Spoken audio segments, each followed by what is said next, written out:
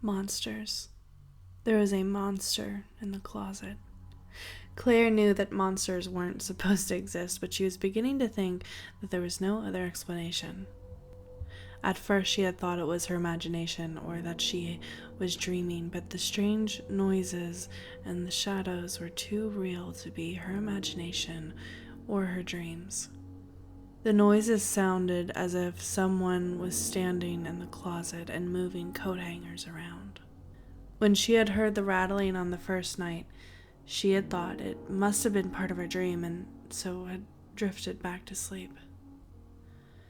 The second time it happened, she had peered down with a frown through the darkness towards the closet. The closet was slightly open, and in that darker patch, she'd seen what she had thought were glowing red eyes. She'd blinked hard, and when she looked back, there had been nothing there. Her imagination, she had convinced herself. Too many late-night horror films, too many James Herbert novels, so she had dismissed it. Until last night. Last night had been different. Claire thought about that now as she sat staring at the closet door. In the cold light of day, it was just a closet. She studied the white paintwork, the chrome handle. It was just wood and paint, she thought, and inside there were just clothes and boxes of her belongings. She stood up and stepped to the door as she opened it. Rows of her neatly arranged clothes greeted her, along with empty hangers. She heard the rattling of them in her mind and shivered. On a shelf above the clothes and hangers were stacks of boxes which contained letters, old diaries, shoes she never wore, and other bits that really she should chuck out. On the closet floor, there were shoes that she did not wear and a couple suitcases. Not a lot of room for someone or something to stand there, but nevertheless, there was someone standing there the night before. She had seen him, or it. She had heard that noise again, the rattling of the hangers and something else breathing, heavy, hoarse breathing.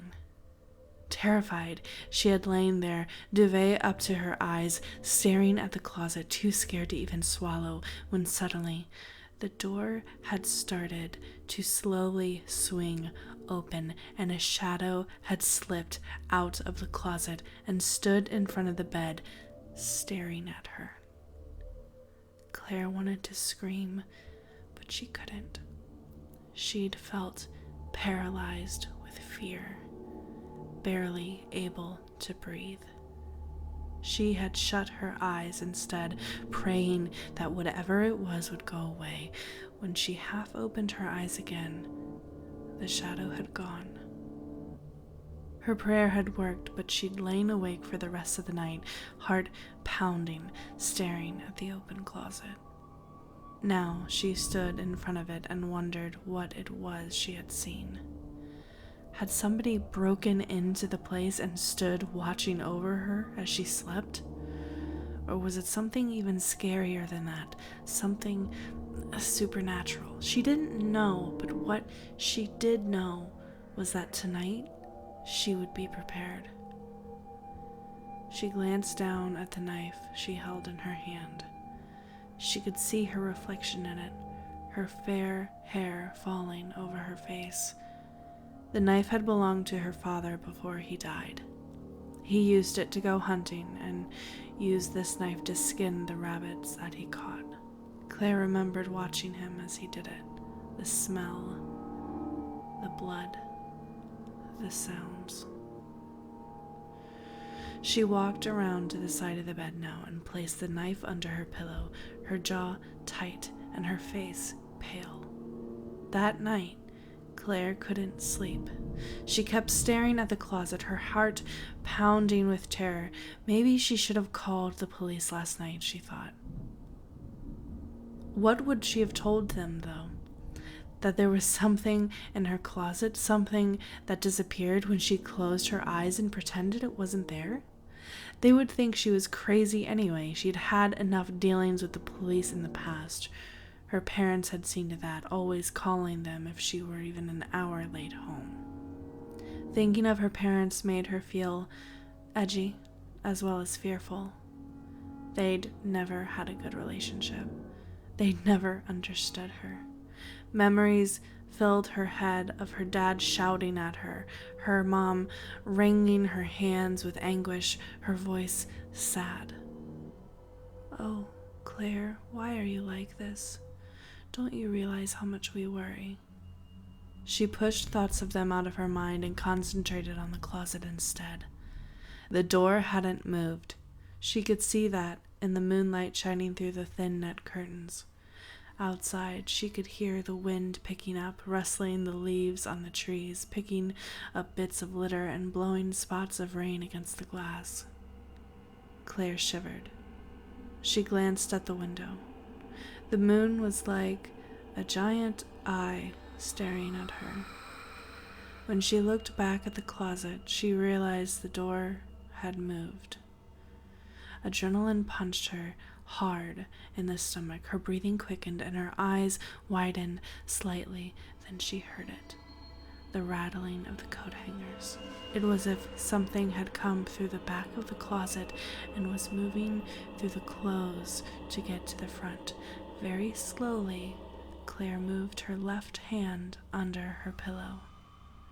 She felt the comforting handle of the knife and gripped it hard. The closet door opened, and in the shadows, Claire could see a darker shadow, and in that darker shadow, she saw the glowing red of a pair of eyes. No, she thought, not a pair of eyes.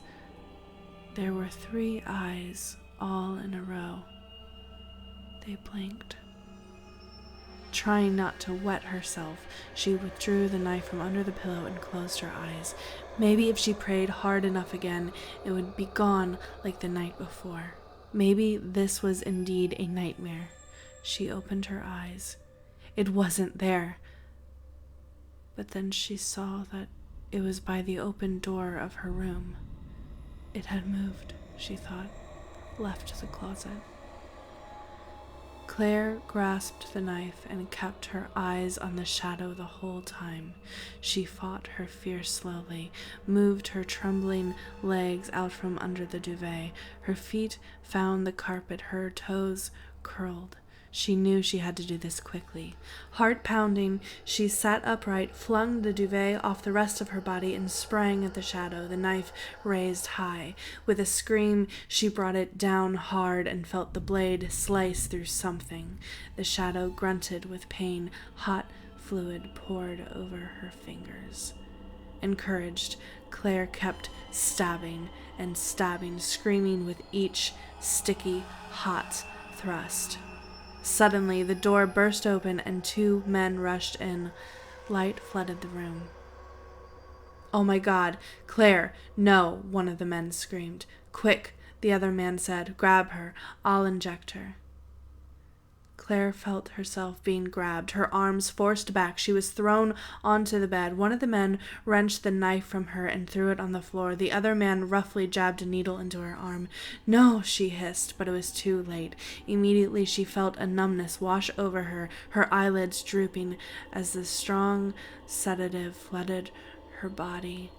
Sights and sounds grew hazy and blurred.